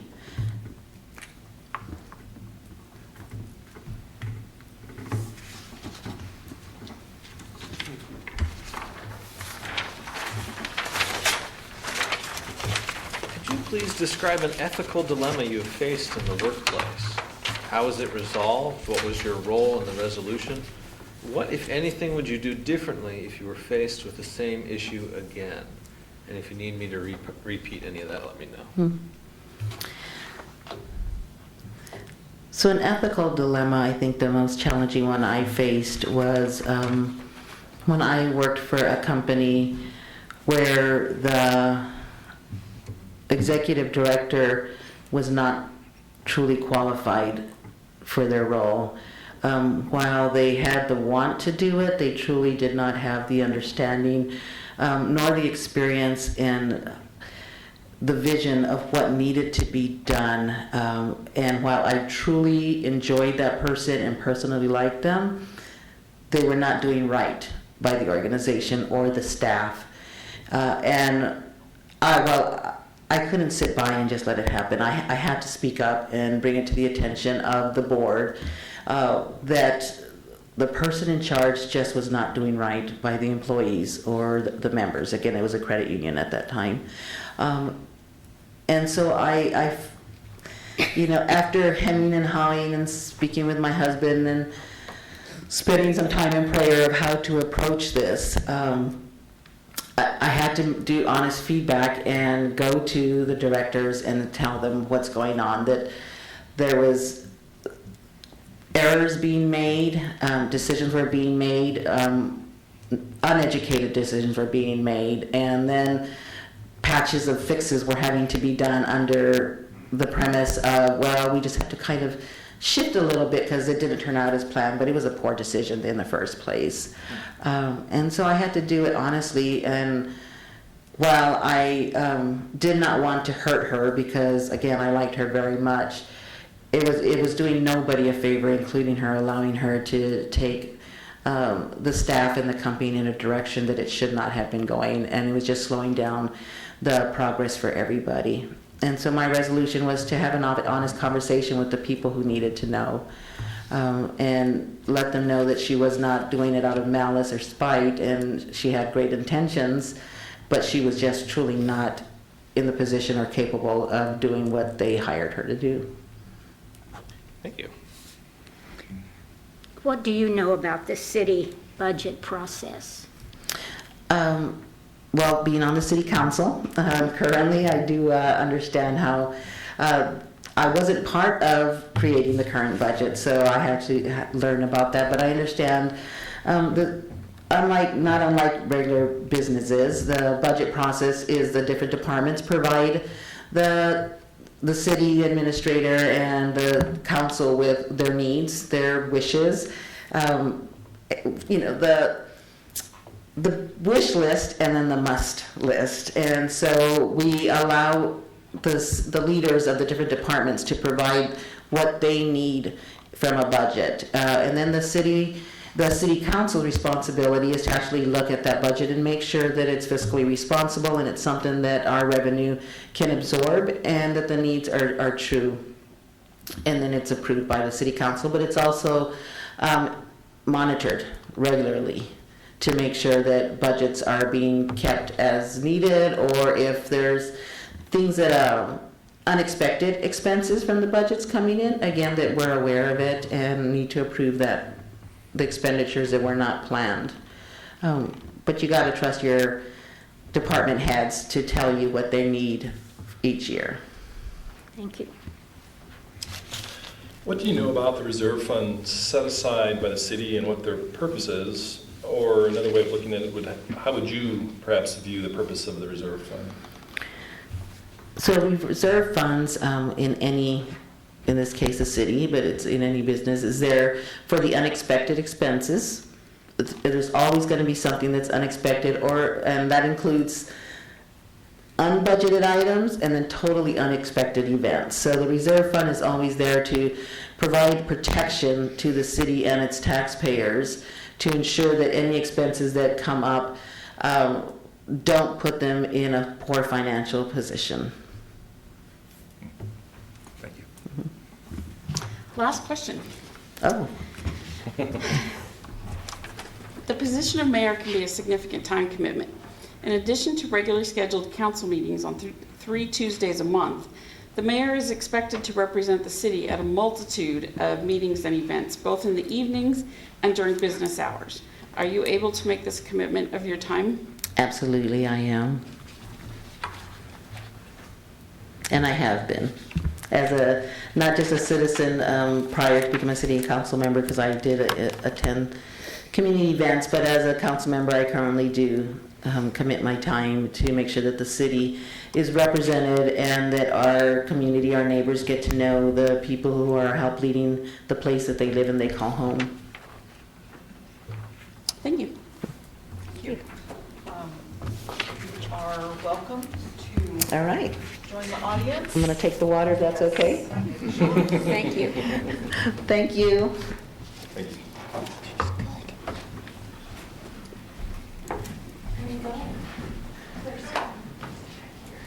She has to run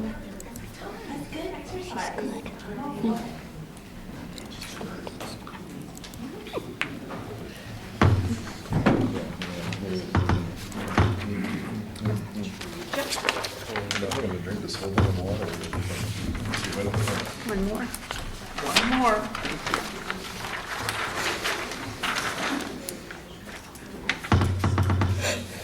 I'm just gonna take yours. I'm not giving you anything. Oh, that'd be all right. It's all right here. One more.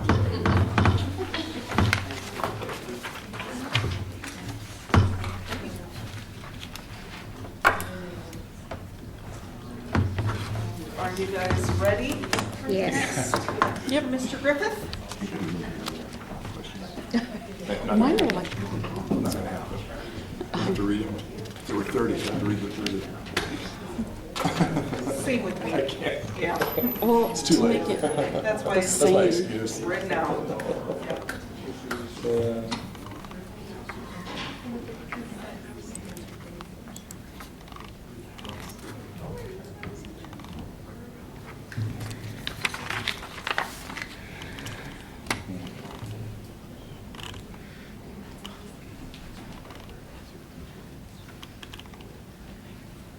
And I apologize for the flies. Yeah. We had Take a construction shower. workers with the doors open all day long, and I know that they are in here buzzing everybody. And I apologize. Just me? Thanks. You know they're buzzing me. Well, now you know why I'm going like this. That wasn't part of that's not part of the test. This is the interpretive dance. See, we can keep our cool. They said today at one of the places that he always has bed bugs and fleas.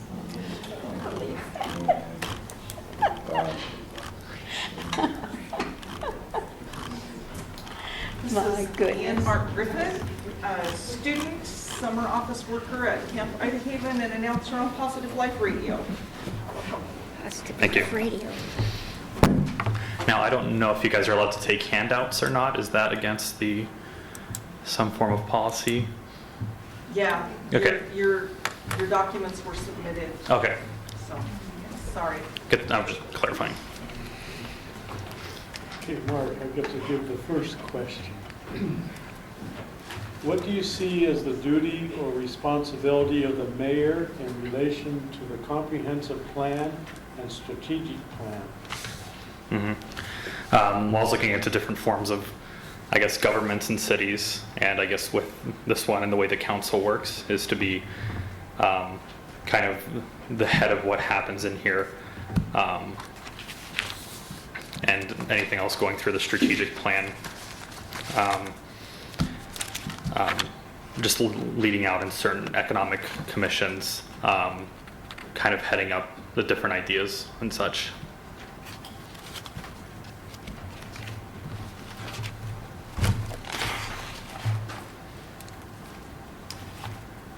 What is your understanding of the position of mayor as the city's administrative executive? My understanding of it is, as far as being an executive in that sense of cooperating with other members on the council board, finding ideas in order to make the city run smoother. Also cooperating with constituents as well, the benefactors within the city, to figure out what the best possible course of action is going to be for certain ideas that are brought through different commissions. Thank you. What is your understanding of the relationship of the mayor to the city administrator and the city staff? That is not something I am completely aware of. I didn't hear us. That is not something I'm completely aware of as far as you're asking for the relationship. Yes, what is your understanding of the relationship of the mayor with the city administrator and the city staff? What's your understanding? Understanding is just a headship in order to pass executive ideas through, would probably be the main understanding that I have of this. Mark, what is your experience in serving in an upper level management and or supervisory position? As far as management goes, we did a strategic report just like this for a health network over in Ohio. Served as a technical report on that. Also served as a technical report for an engineering team who does stuff overseas as well. Just a lot of writing stuff is what it has to do with. And being in the one of the managerial positions of both of those teams would probably be it. I don't know if you want further elaboration on what. No, that's good. Good. Yeah. Okay. Thank you. Okay. Can you give us an example of a time when you set specific expectations and monitored the performance of subordinates? And what guidance and direction did you find most effective? Yeah, I think that comes very important to the engineering team and the projects we do overseas. The project I'm on, for instance, is one that has to do with an Ethiopian orphanage, and so I serve as the project director for that. And I have people under me who deal with finances, deal with website development, deal with writing, relationships with the community as well. And so that was the big takeaway for that project, and being in that head position are delegating those tasks. And kind of the big thing I think too is staying in my lane a little bit outside of my area of expertise. I will let people take over areas that they feel more comfortable with. I'm not going to try to understand things that aren't in my comfort zone if there are people under me who know better how to do them and how to manage the tasks at hand. Yeah, I don't see myself as somebody who tries to do things I don't know how to do. I stay in my lane, stick to my strengths, and then people under me who are better at that kind of stuff take on. Thank you. Provide an example of a time when you successfully organized a diverse group of people to accomplish a task. Diverse group of people. I don't know exactly what you mean by that. I guess people with different talents, dealing with people who are more math-minded, which I'm definitely not. People with better writing abilities under the same team that I have aforementioned. A lot of the engineers, the math people, were a little bit quieter, hard to talk in meetings and such. And then you have people who deal with community relations, who are a lot more outgoing. That was, I think, in my mind, very diverse to have those meetings of 3 people taking the stage and then the rest of them kind of just sitting there a little bit. Different personality traits within those meetings were very hard to deal with, but work at the same time.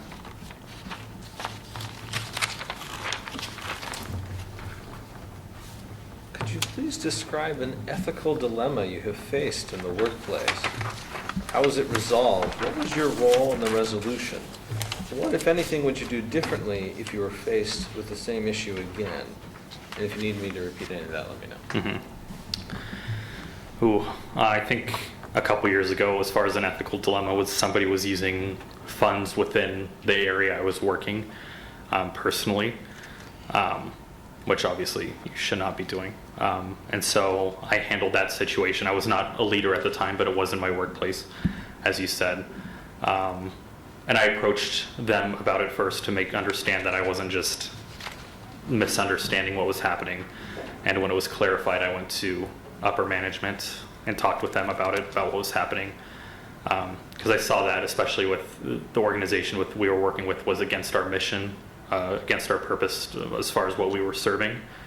And I saw that as a problem that had to be dealt with, that I couldn't deal with. Obviously, that somebody else had to deal with. And looking back, I don't think I would do anything differently. I think I handled that appropriately as far as the dilemma that was happening, and made the right call. I'm glad I said something was the most important thing, rather than just letting it slide under the rug and think it was going to resolve itself. Thank you. What do you know about the city budget process? I know very little about the city budget process. That is the answer that I will provide. As a corollary to that, what do you know about reserve funds set aside by the city and what their purpose is, or what you may view their purpose to be?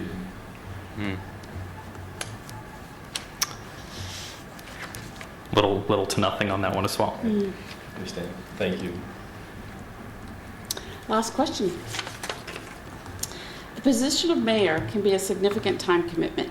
In addition to regularly scheduled council meetings on 3 Tuesdays a month, the mayor is expected to represent the city at a multitude of meetings and events, both in the evenings and during business hours. Are you able to make this commitment of your time? I believe I'm able to make this commitment. My schedule is pretty flexible. That is the answer that I will provide for that. It doesn't need to be a long answer for that. Okay, I can elaborate more. Thank you for your time.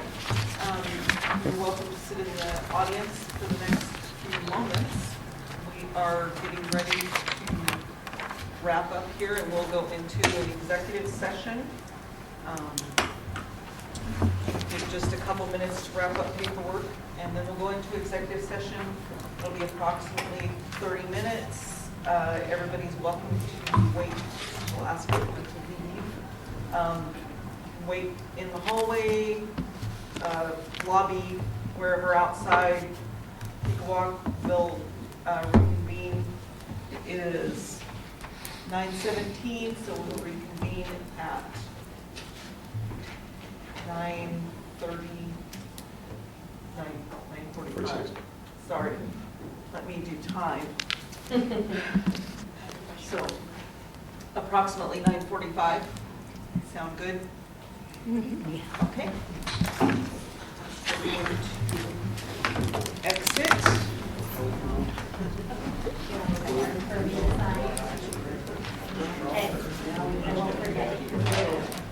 We are currently in recess, or in executive session. Okay, it is 8:45, and we are 8:46. 9. I wish it were 8:46. Yeah, sorry. And that's why we need a mayor. What time At least one that can tell time. One that can tell time, yes. That should be a question next time. We are back in open session, and we'll open the floor for nominations. Ms. Selby? I would like to nominate Norma Hernandez. I will second.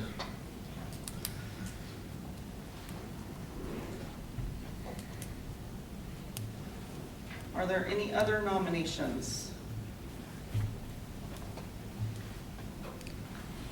I move to close nominations. Second. One moment, Jerry had his hand up. Did you have? Oh, I'm sorry. Okay. All right, so nominations are closed. And, Lisa, I think you need to call for a vote on the closing. Yeah. Sure. can we have a vote on, all those in favor of closing the nominations, say aye. Aye. Opposed? Okay, the ayes have it. I'm doing terrible, I'm supposed to be taking notes at the same time. Village. Takes a village, yes. Here we go. I had a paper all prepared to do that with, and then I got distracted because I'm doing this. So, Norma Hernandez has been nominated to be selected as appointed as the mayor of the city of College Place. All those in favor? Aye. Opposed? Okay, the ayes have it. And Norma Hernandez has been selected as the mayor of the city of College Place.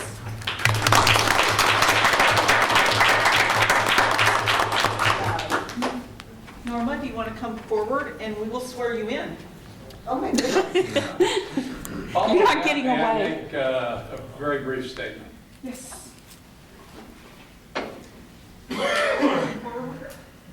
Thank you. Okay. Raise your right hand and repeat after me.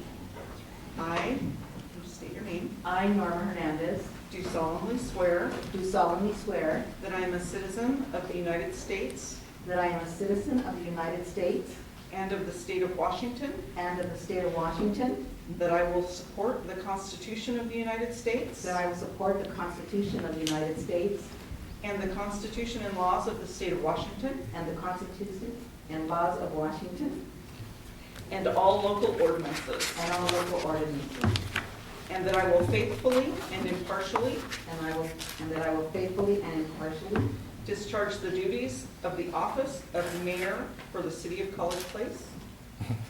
Discharge the duties discharge the duties of the office of mayor of the office of mayor for the city of College Place for the city of College Place according to the law and the best of my ability. according to the law and the best of my abilities.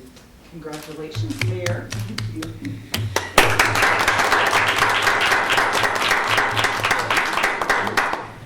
Have you signed this?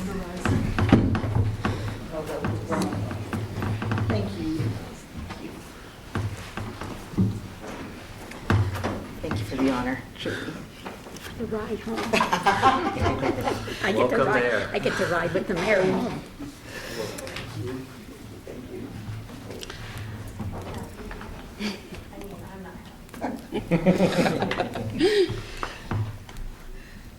Sign there. Up here.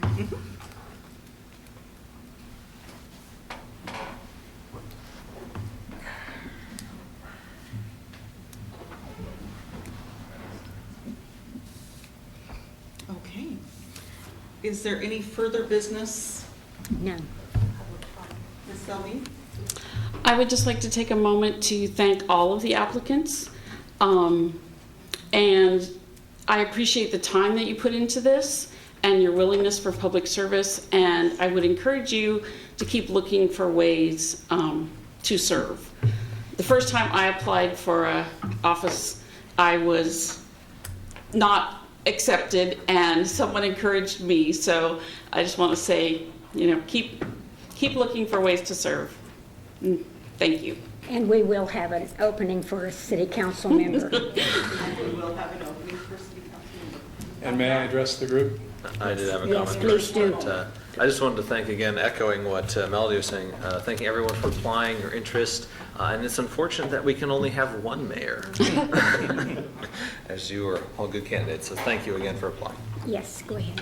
I believe I'm the only person in this room to have been beaten by Norma Hernandez twice. As I was privileged to sit and listen to her responses to your good questions, I was sitting there thinking, holy cow, if I'm sitting up there, I'm going to be voting for Norma Hernandez. I want to congratulate the council on this appointment, an excellent choice, and I want to congratulate our new mayor, Norma Hernandez. Thank you, Joe. Thank you. God bless you. Thank you. Thank you. In God's name. So if there's nothing else, Is there a moment to adjourn? motion to adjourn. Second. Oh, Second? well, you need a first. It Somebody hasn't needs been to- first. Can we have a I first? thought I heard a motion. No. Oh, did Norma, did you make a motion? No. No. You're the mayor pro tem, you can't do that. So moved. So moved, Jerry. Second. All in favor? All right. Must be tough. We don't need to do it all. We're adjourned. And thank you. Right, just to clarify,